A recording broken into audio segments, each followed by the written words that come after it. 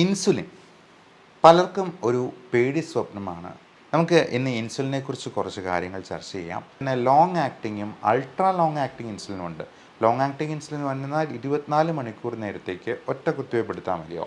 അതുപോലെ ultra long acting ഉണ്ട്. ഒരാഴ്ചത്തേക്ക് ഒരു പ്രാവശ്യം ഇഞ്ചക്ഷൻ എടുത്തു കഴിഞ്ഞാൽ നമുക്ക് അത്രയും എഫക്റ്റ് ഉണ്ടാകുന്ന അത്രയും കാലത്തേക്ക് നിൽക്കുന്ന ഇൻസുലിനുണ്ട്. നമ്മുടെ ഉള്ള ഇൻസുലിൻ്റെ സെൻസിറ്റിവിറ്റി കൂട്ടാൻ പല മരുന്നുകൾക്കും വളരെ അത്ഭുതകരമായിട്ടുള്ള കഴിവുണ്ട്. അതുപോലെ തന്നെ ഇൻസുലിന് കോശങ്ങളെ വളരെ എളുപ്പത്തിൽ ഉപയോഗിക്കാനായിട്ട് വിനിയോഗിക്കാനായിട്ട് അതിൻ്റെ ആഗിരണം കൂട്ടാനായിട്ടും ഒക്കെ പല മരുന്നുകൾ കൊണ്ടും സാധിക്കും. ഇൻസുലിൻ പലർക്കും ഒരു പേടി സ്വപ്നമാണ്. ഈ ഡയബറ്റീസിന് ഇൻസുലിൻ എടുക്കേണ്ടത് അത് ഒരുപാട് വേദന ഉണ്ടാക്കുമോ, അത് എടുത്തു തുടങ്ങിയെന്നാൽ ഒരു ഫുൾ ജീവിതകാലം മുഴുവൻ എടുക്കേണ്ടി വരുമോ എന്നൊക്കെയുള്ള സംശയങ്ങൾ. നമുക്ക് ഇന്ന് ഇൻസുലിനെക്കുറിച്ച് കുറച്ച് കാര്യങ്ങൾ ചർച്ച ചെയ്യാം. നമസ്കാരം, ഞാൻ doctor Bibin Jose, Pulmo medical centre, Pala, Kanjirappally and Sultan Bathery. Insulin തന്നെ നമുക്ക് രണ്ട് രീതിയിൽ എടുക്കാം. ഒന്നെങ്കിൽ അത് പെൻ ഇൻസുലിനായിട്ട് എടുക്കാം, അല്ലെന്നുണ്ടെങ്കിൽ അത് ഇൻസുലിൻ സിറിഞ്ച് ഉപയോഗിച്ചിട്ട് നമുക്ക് അത് വയലായിട്ട് ഇഞ്ചക്ഷനായിട്ട് എടുക്കാവുന്നതാണ്. അത് വേറെ ആരുടെയും സഹായം വേണ്ട, നമുക്ക് തന്നെ ചെയ്യാവുന്നതാണ്. ഇതൊരു വലിയ ഇഞ്ചക്ഷൻ പോലും അല്ല എന്നുള്ളതാണ് മനസ്സിലാക്കേണ്ടത്. പലപ്പോഴും പ്രമേഹം കൺട്രോളിലല്ലാതെ വരുന്നത് ആ ഇൻസുലിൻ്റെ ഉൽപ്പാദനം കുറയുന്നത് കൊണ്ടോ അല്ലെങ്കിൽ ഇൻസുലിനോടുള്ള റെസിസ്റ്റൻസ്, അതായത് നമ്മുടെ കോശങ്ങൾക്ക് ശരിയായിട്ട് ഇൻസുലിൻ ഉപയോഗിക്കാൻ പറ്റാതെ വരുന്നതോ കൊണ്ടാണ്. പല ഡയബറ്റീസ് രോഗികളിലും ഇപ്പോൾ ടൈപ്പ് 1 ഡയബറ്റീസ് ഉണ്ട്, ടൈപ്പ് 2 ഡയബറ്റീസ് ഉണ്ട്. ടൈപ്പ് 1 എന്ന് പറഞ്ഞാൽ ഇൻസുലിൻ ഡിപ്പെൻഡൻറ്റ്, അതായത് അവരുടെ പാൻക്രിയാസിലെ ബീറ്റാ കോശങ്ങൾക്ക് ഇൻസുലിൻ ഉൽപ്പാദിപ്പിക്കാൻ ഒട്ടുമേ കഴിവില്ലാത്തൊരവസ്ഥയാണ്. അത് ചെറുപ്പം മുതലേ ജുവനൈൽ ഡയബറ്റീസ് എന്നും അതിന് മറ്റൊരു പേരുണ്ട്. അതുപോലെ ജസ്റ്റേഷണൽ ഡയബറ്റീസ് ഉണ്ട്, പ്രഗ്നൻസിയുടെ സമയത്ത് തുടങ്ങുന്ന പ്രമേഹം. അപ്പോൾ പലപ്പോഴും മരുന്നുകൾ കൊണ്ട് കൺട്രോൾ അല്ലാതെ വരുമ്പോഴേക്കും ടൈപ്പ് 2 ഡയബറ്റീസിൽ പ്രത്യേകിച്ചും ഇൻസുലിൻ്റെ ആവശ്യം വരുന്നുണ്ട്. അപ്പോൾ ഇങ്ങനെ വരുമ്പോൾ നമ്മൾ ഇൻസുലിനെ കുറിച്ചിട്ടുള്ള ധാരണകൾ നമ്മൾ കറക്റ്റാണ് എന്നുള്ളതൊന്ന് പരിശോധിക്കേണ്ടതുണ്ട്. അതിൽ ഏറ്റവും പ്രധാനം ഇൻസുലിൻ എടുക്കുമ്പോൾ ഉള്ള വേദനയെപ്പറ്റി തന്നെയാണ്. ഇതിൻ്റെ ഒരു നീഡിൽ എന്ന് പറയുന്നത്, അതിനെ നീഡിൽ എന്ന് പോലും പറയേണ്ടതില്ല, ഫിലമെൻ്റ് എന്നാണ് അതിനെ പറയുക. അത് നമ്മൾ ശരീരത്തിൻ്റെ ഏറ്റവും നേർത്ത ഒരു സുഷിരം മാത്രം ഉണ്ടാക്കുന്നു എന്നുള്ളത് കൊണ്ട് അതിന് തീരെ വേദനയില്ല എന്നുള്ളതാണ് പ്രത്യേകമായിട്ട് ഓർക്കേണ്ടത്. പിന്നെ നമ്മൾ ഇത് ഫ്രിഡ്ജിൽ തന്നെ സൂക്ഷിക്കണോ, ഫ്രിഡ്ജിൽ നിന്ന് എത്ര കാലം ഇരുന്നാൽ അത് ചീത്തയായി പോകും എന്ന് പലർക്കും സംശയമുണ്ട്. കഴിഞ്ഞ ദിവസം എൻ്റെ ഫാദർ തന്നെ എൻ്റെ അടുത്ത് ചോദിച്ചു, ഈ ഇൻസുലിൻ കുറച്ച് ദിവസം പുറത്തിരുന്ന് കഴിഞ്ഞിട്ടുണ്ടെങ്കിൽ അത് ചീത്തയായി പോവുമോ, അതുകൊണ്ട് ഇത് എഫക്റ്റീവ് അല്ലാണ്ട് വരുമോ എന്നുള്ളത്. നമ്മൾ മനസ്സിലാക്കേണ്ട ഒരു കാര്യം, റൂം ടെമ്പറേച്ചറിൽ ഏതാണ്ട് 28 ദിവസം അല്ലെങ്കിൽ ഒരു മാസം വരെയും അത് പുറത്ത് വയ്ക്കാവുന്നതാണ്. എന്നിരുന്നാലും അത് കേടായി പോവുകയൊന്നുമില്ല. എന്നാലും ഫ്രിഡ്ജിൻ്റെ ഡോറിലാണ് അത് സൂക്ഷിച്ച് വെക്കേണ്ടത്.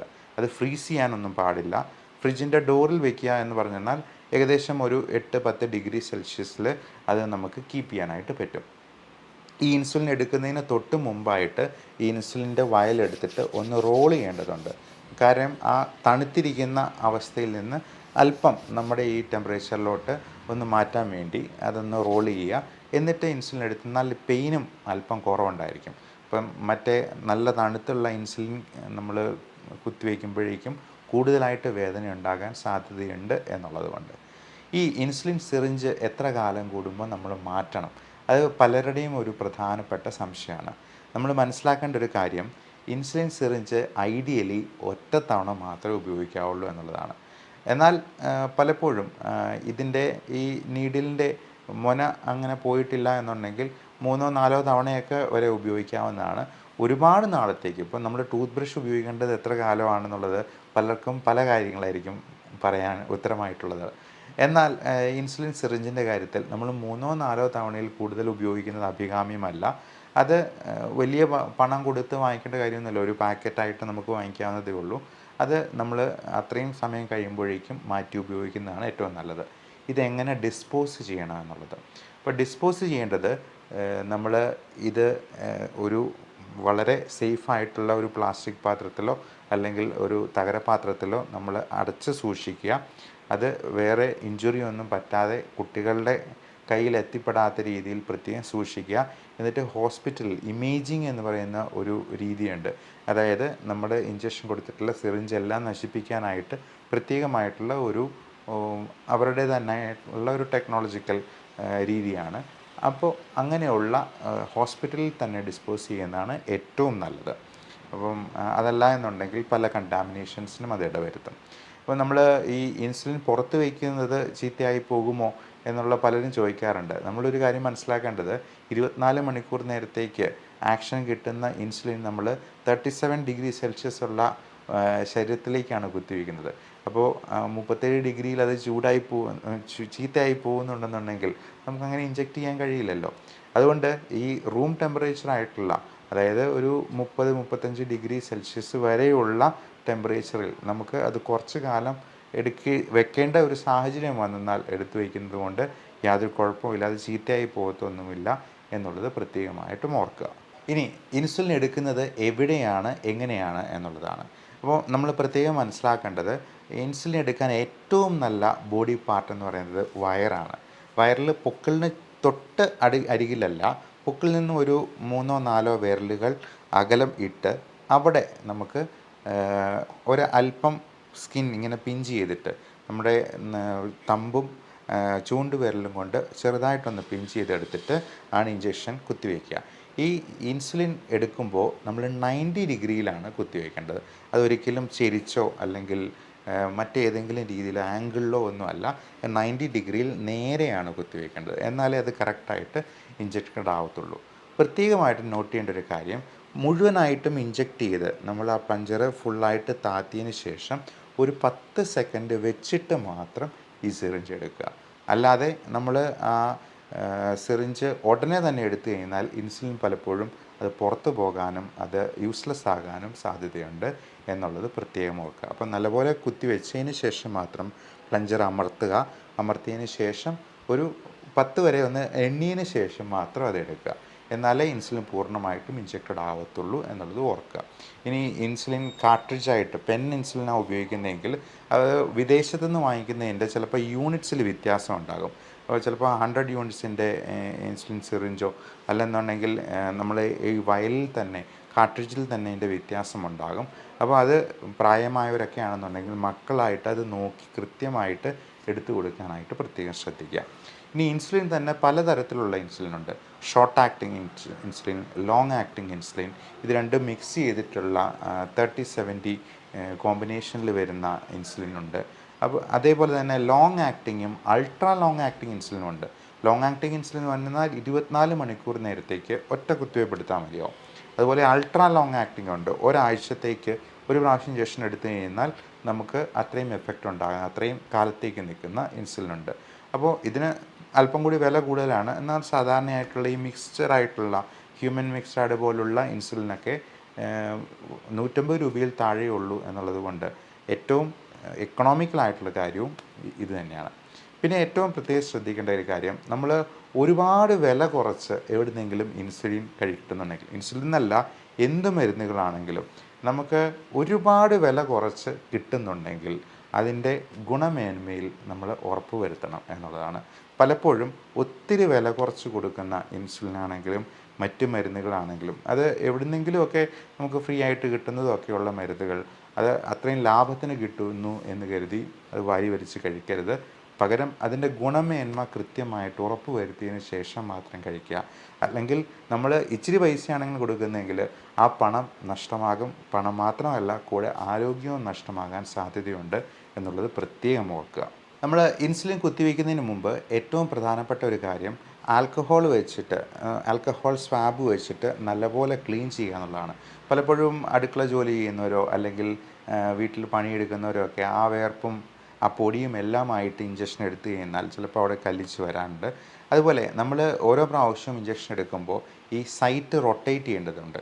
നമ്മൾ ഓരോ വിരൽ അകലത്തിൽ, രണ്ടാമത് ഇഞ്ചക്ഷൻ എടുക്കുമ്പോൾ ഒരു വിരൽ അകലത്തിൽ മാത്രം ഇഞ്ചക്ഷൻ എടുക്കാനായിട്ട് ശ്രദ്ധിക്കുക. ഈ സൈറ്റ് ഇങ്ങനെ റൊട്ടേറ്റ് ചെയ്ത്, അത് നമുക്ക് വേണമെങ്കിൽ തൈസിൽ, അതായത് നമ്മുടെ തുടയിൽ എടുക്കാം, ഇനി മറ്റൊരാളുടെ സഹായത്തോടുകൂടി കയ്യിലെടുക്കാം, ബട്ടക്സിലെടുക്കാം.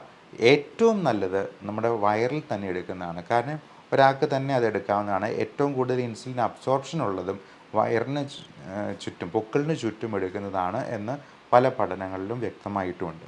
പലരുടെയും ഒരു പ്രധാനപ്പെട്ട സംശയമാണ് ഇൻസുലിൻ എടുത്തു തുടങ്ങിയെന്നാൽ പിന്നെ ജീവിതാവസാനം വരെ ഇൻസുലിൻ എടുക്കേണ്ടി വരുമോ എന്നുള്ളത്. എന്നാൽ മനസ്സിലാക്കേണ്ട ഒരു സത്യം, നമ്മൾ ഏർലി സ്റ്റേജിൽ ഇൻസുലിൻ തുടങ്ങിയെന്നാൽ പലപ്പോഴും ഡയബറ്റിസ് റിവേഴ്സ് ചെയ്യാൻ പറ്റുമെന്നുള്ളതാണ്. അതായത് നമ്മുടെ ബീറ്റാ സെൽസിൻ്റെ കോശങ്ങളെ പുനരുജ്ജീവിപ്പിക്കാനായിട്ടും ചിലപ്പോൾ ഏർലി ട്രീറ്റ്മെൻറ്റ് വിത്ത് ഇൻസുലിൻ സാധിക്കും എന്നുള്ളതാണ് ഏറ്റവും പുതിയ പഠനങ്ങൾ കാണിക്കുന്നത്. അതുകൊണ്ട് ഇൻസുലിൻ എടുക്കാനായിട്ട് ഭയപ്പെടേണ്ട. നമ്മൾ ഈ പ്രമേഹം എന്ന അസുഖത്തെയാണ് പേടിക്കേണ്ടത്. ഇതിൻ്റെ മരുന്നുകൾ കഴിച്ചിട്ട് ആരുടെയും കിഡ്നി അടിച്ചു പോയിട്ടില്ല. മരുന്നുകൾ കഴിച്ചുകൊണ്ട് ആർക്കും ഒരു ദോഷം ഉണ്ടായിട്ടില്ല. എന്നാൽ പ്രമേഹം കൺട്രോളിലല്ലാതെ വരുമ്പോൾ മിക്കവാറും ഒരു 200-300 ആയിട്ട് ഇങ്ങനെ നടക്കും. കുറേ നാൾ കഴിയുമ്പോഴത്തേക്കും എന്തെങ്കിലുമൊക്കെ കോംപ്ലിക്കേഷൻ എത്തിപ്പെടുമ്പോഴായിരിക്കും അവർ മരുന്ന് കഴിച്ചേക്കാം എന്നാൽ ഡോക്ടർ പറഞ്ഞതല്ല കഴിച്ചേക്കാമെന്ന് വിചാരിക്കുന്നത്. അങ്ങനെ കഴിച്ച് തുടങ്ങി കുറച്ച് കഴിയുമ്പോഴായിരിക്കും അതിൻ്റെ കോംപ്ലിക്കേഷൻ വരുന്നത്. അപ്പോൾ അവരെല്ലാവരും വിചാരിക്കും ഈ പ്രമേഹത്തിൻ്റെ മരുന്ന് കഴിച്ചിട്ടാണ് ഈ കിഡ്നി അടിച്ചു പോയത് അല്ലെങ്കിൽ കണ്ണടിച്ചു പോയതെന്ന്. എന്നാൽ വാസ്തവത്തിൽ പ്രമേഹം തുടങ്ങി അത് കൺട്രോളില്ലാതെ ഒരു 4-5 വർഷം നിന്നാൽ തന്നെ ഡയബറ്റിക് നെഫ്രോപ്പതി എന്ന് പറയുന്ന കിഡ്നിയെ കോംപ്ലിക്കേറ്റഡ് ആക്കുന്ന ഒരു പ്രതിഭാസത്തിലോട്ട് പോകും.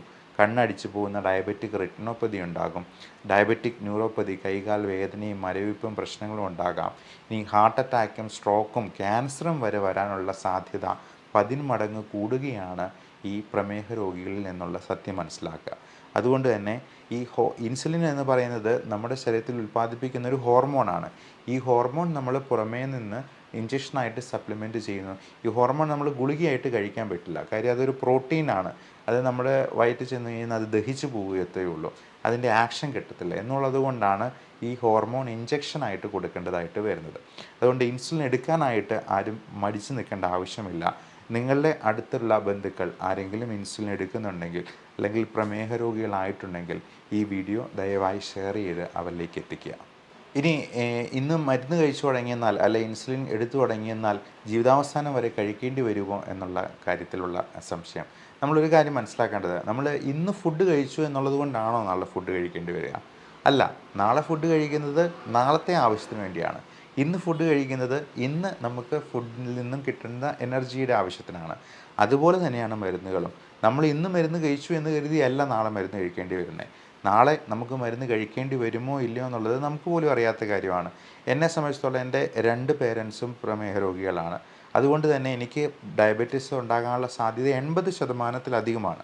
എന്നാൽ എനിക്ക് എൻ്റെ ആരോഗ്യത്തിൽ ശ്രദ്ധിച്ചെന്നാൽ എൻ്റെ ഡയറ്റും എക്സസൈസും ശ്രദ്ധിച്ചെന്നാൽ ഒരു 50 ചിലപ്പോൾ 60 വയസ്സ് വരെയൊക്കെ ഈ ഡയബറ്റീസിൻ്റെ തുടക്കം എനിക്ക് പോസ്റ്റ്പോൺ ചെയ്ത് നിർത്താൻ പറ്റും എന്നുള്ളത് മാത്രം.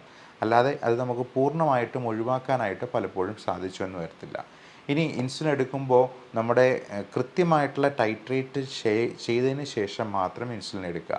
ഇനി ഷുഗർ കുറഞ്ഞു പോകുമെന്നോ അല്ലെങ്കിൽ കൂടിപ്പോകുമെന്നോ സംശയമുണ്ടെങ്കിൽ നമ്മൾ ഇടയ്ക്കിടയ്ക്ക് ഒരു ഗ്ലൂക്കോമീറ്റർ വെച്ച് നോക്കി അത് ഡേറ്റും ടൈമും ഷുഗർ ലെവലും ഒരു ഡയറിയിൽ തന്നെ കുറിച്ച് വെക്കാനായിട്ട് ശ്രദ്ധിക്കുക. അതിനൊരു പേരും പറയും self monitoring of blood glucose. നമ്മൾ ഇൻസുലിൻ എടുത്ത് തുടങ്ങുമ്പോൾ ആദ്യത്തെ ഒരു 3-4 ദിവസം നമ്മൾ ഭക്ഷണത്തിന് മുൻപും പിൻപും രാത്രിയിൽ ഒരു 10 മണിയാകുമ്പോഴും വേണമെങ്കിൽ നമുക്ക് ഇൻസുലിൻ നമ്മുടെ ഷുഗർ ലെവൽ നോക്കി ഒന്ന് എഴുതി വെച്ചെന്നാൽ ഡോക്ടർക്കും അത് കൃത്യമായിട്ട് ടൈട്രേറ്റ് ചെയ്ത് ഇൻസുലിൻ കൃത്യമായിട്ട് കൊടുക്കാനും. അതുപോലെ ഭക്ഷണത്തിലാണെങ്കിലും ഒരുപാട് ഏറ്റക്കുറച്ചിലുകൾ നടത്താൻ പാടില്ല. ഒരുപാട് കൂടുതലും കഴിക്കാൻ പാടില്ല, ഒത്തിരി കുറച്ചും കഴിക്കാൻ പാടില്ല. നമ്മൾ നോർമലായിട്ട് കഴിക്കേണ്ടത് എത്രയാണോ അതിനനുസരിച്ചിട്ടുള്ള ഇൻസുലിൻ ടൈട്രേറ്റ് ചെയ്തെടുക്കാനായിട്ട് ശ്രദ്ധിക്കുക. ഇനി ഇൻസുലിൻ്റെ കൂടെ നമ്മൾ ഗുളിക കൂടി എടുക്കേണ്ടി വരുമോ എന്ന് പലരുടെയും ചോദ്യമാണ്. അപ്പം നമ്മൾ ഈ ഗുളികയും കൂടി കഴിക്കുന്നത് പലപ്പോഴും പല രോഗികൾക്കും ആവശ്യമായിട്ട് വരും. കാരണം നമ്മുടെ ഉള്ള ഇൻസുലിൻ്റെ സെൻസിറ്റിവിറ്റി കൂട്ടാൻ പല മരുന്നുകൾക്കും വളരെ അത്ഭുതകരമായിട്ടുള്ള കഴിവുണ്ട്. അതുപോലെ തന്നെ ഇൻസുലിന് കോശങ്ങളെ വളരെ എളുപ്പത്തിൽ ഉപയോഗിക്കാനായിട്ട് വിനിയോഗിക്കാനായിട്ട് അതിൻ്റെ ആഗിരണം കൂട്ടാനായിട്ടും ഒക്കെ പല മരുന്നുകൾ കൊണ്ടും സാധിക്കും. ഇപ്പോൾ കിഡ്നിക്കോ ലിവറിനോ ഒന്നും യാതൊരു തരത്തിലുള്ള പ്രശ്നങ്ങളും ഉണ്ടാകാത്ത രീതിയിൽ SGLT2 ഇൻഹിബിറ്റേഴ്സ്, DPP4 ഇൻഹിബിറ്റേഴ്സ് എന്നൊക്കെ പേരിലുള്ള ഇപ്പോൾ ഡാപ്പാഗ്ലിഫോസിൻ, എംപാഗ്ലിഫോസിൻ, ടെൻലിഗ്ലിപ്റ്റിൻ, വിൽഡാഗ്ലിപ്റ്റിൻ, സിറ്റാഗ്ലിപ്റ്റിൻ എന്നിങ്ങനെയുള്ള മരുന്നുകളുണ്ട്. അത് നമ്മുടെ എക്സസ് ഷുഗറിനെ നമ്മുടെ മൂത്രത്തിലൂടെ തന്നെ കിഡ്നിക്കൊന്നും ഒരു തരത്തിലുള്ള ദോഷം ഉണ്ടാകാത്ത രീതിയിൽ മൂത്രത്തിലൂടെ കളയുന്ന തരത്തിലുള്ള പുതിയ മരുന്നുകളാണ്. അപ്പോൾ ഇത്തരത്തിലുള്ള മരുന്നുകളെക്കുറിച്ച് നിങ്ങൾ ഡോക്ടറോട് ചോദിച്ച് മനസ്സിലാക്കുക. നിങ്ങളുടെ പ്രമേഹ രോഗികളായിട്ടുള്ള ബന്ധുക്കൾക്കോ സുഹൃത്തുക്കൾക്കോ ഒക്കെ ഈ വീഡിയോ ഷെയർ ചെയ്ത് കൊടുക്കാനായിട്ടും ഇൻഫോർമേഷൻ പാസ് ഓൺ ചെയ്യാനായിട്ടും ശ്രദ്ധിക്കുക. എല്ലാവർക്കും നല്ല ആരോഗ്യം ഉണ്ടാവട്ടെ. ലവാൻ regards, doctor Bibin Jose, Pulmo medical centre, Pala, Kanjirappally and Sultan Bathery.